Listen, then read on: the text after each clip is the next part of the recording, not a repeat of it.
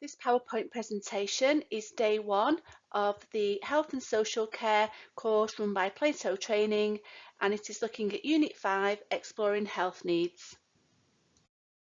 The aims and objectives of this session are, by the end of the session, you will be able to recognise and outline physical, social and emotional needs, and you will be able to describe factors that can affect individuals' health. Please look out for the green box on the right-hand side to show which question the slide relates to. When you're working through the PowerPoints, please also ensure, share your own ideas. The PowerPoints are here to guide you and they have pointers on to answer the questions.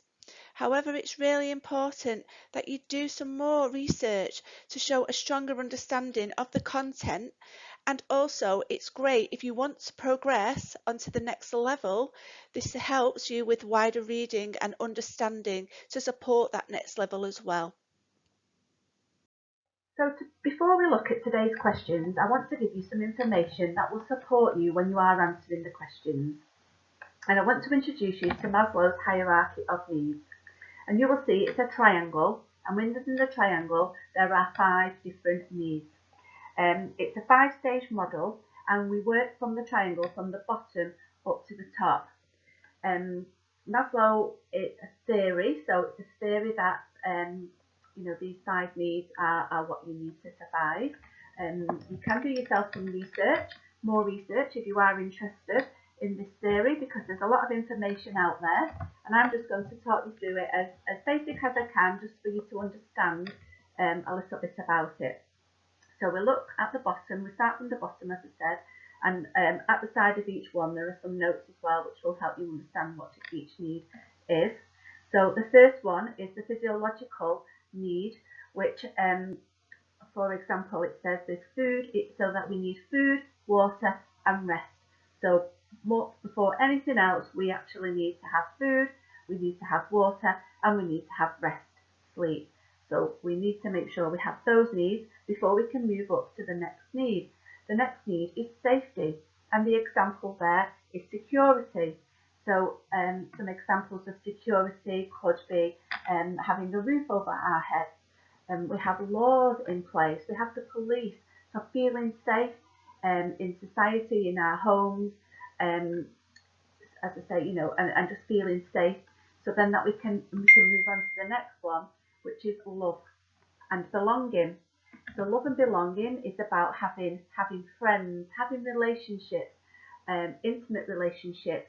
You may have a partner, you may be married, and you have lots of friends, your family. All those come under the love and belonging. Then we move up the triangle. Esteem, so feeling accomplished. So this could be being independent, achieving, having an achievement. And then from those 4 we move to the top one, which is self-actualization, which is achieving one's full potential. So you could say, starting from the bottom and having a goal, and then actually achieving that goal at the top, that you feel that you've achieved your full potential. Now, when we move on to the next slide, we're going to talk about, in an ideal world, this would be absolutely amazing if everybody were to achieve these 5 different needs, starting from the bottom, working the way up, and actually having all those needs. But actually, in real life, it doesn't always work like that. So this slide is another slide which supports similar things that we talked about on the last one, and it's looking at health needs, emotional needs and social needs. So if you look at health needs, so sleeping, to get enough sleep to feel refreshed. Eating, to eat a balanced diet, to get vitamins and minerals. Exercise, to move around and keep the body active and the organs healthy. And especially in the current climate that we're living in, where we're actually, we're having to spend a lot of time in our own homes because of the COVID-19 virus. So exercise is really important. And even if we are in the home, to get up and to move around as much as we can, just to keep our body, like it says, active. Elimination, so to use the toilet regularly for bowel and bladder movements to prevent infections or other problems. Emotional needs, so security, like we said before, a place to live and to feel safe, a choice to feel like we're in control of our own lives. Privacy, so to have time and space on our own when we need it. A sense of achievement, so to raise self-esteem and confidence, we need to accomplish things. Social needs, so attention, so to give attention to people and receive attention from others. To be connected emotionally, so to feel like we have friendship, love and intimacy. We need to be connected to the wider community, to feel connected to something greater than ourselves, so it could be working, volunteering, sports, teams. Now again, that's another one, another issue that currently, this is affecting the virus is affecting us feeling connected because we're not able to socialise like we usually do. People are finding other ways of socialising through the internet, through, obviously we're doing this course remotely because we're not able to, and unfortunately we're not able to be in the classroom environment where we would get to know everybody a lot better than we are when we're doing it online. But, we're finding other ways of doing it and we are still able to communicate through those ways. A sense of status, so to feel valued amongst the groups that we socialise with. And here's another little slide, another fun little slide on health needs with some little pictures on there, and it just to sort of, to recap that everyone has physical, emotional and social needs to maintain good health. So what I want you to do now, I want you to look at question number 1 and I want you to think of 2 examples, so 2 physical, 2 emotional and 2 social needs that you yourself, so this is about you yourself, thinking about you, what are your emotional, what are your physical and what are your social needs. Now I've given you an example of one each of mine. I'll just talk you through them. So my physical needs are that I need to exercise on a daily basis to help to keep myself fit and active, which then will lead to a longer, healthier life. I exercise every day. I absolutely love the gym, and if I don't do it, I just don't feel good. It doesn't have to be a really long exercise. It might be going for a walk, it might be a run, and I actually do go to the gym as well. And do some weightlifting and things like that. So, that is one of my physical needs. My emotional needs, so I need to feel that I am loved and appreciated by the people close to me. So I'm married, I've got 2 children and a granddaughter, and I've got two daughter-in-laws, and I feel that I feel I'm loved by them, and that obviously is my emotional needs. And my social needs, so I need to keep in contact with my family and friends on a regular basis to keep up to date what is happening in their lives. So as I said before, I've got children, I've got grandchildren, a granddaughter, and I really like to keep in touch with them to find out. So I want you to think of 2 for each one and write it in your workbook, and that will answer question number 1. And just make sure that you sign and date the page once you've finished that. So we're moving on to question number 2 in our workbook. And we need to be thinking now about what factors can affect our health. So we've talked about Maslow's hierarchy of needs and what needs we need to, to feel accomplished and feel happy.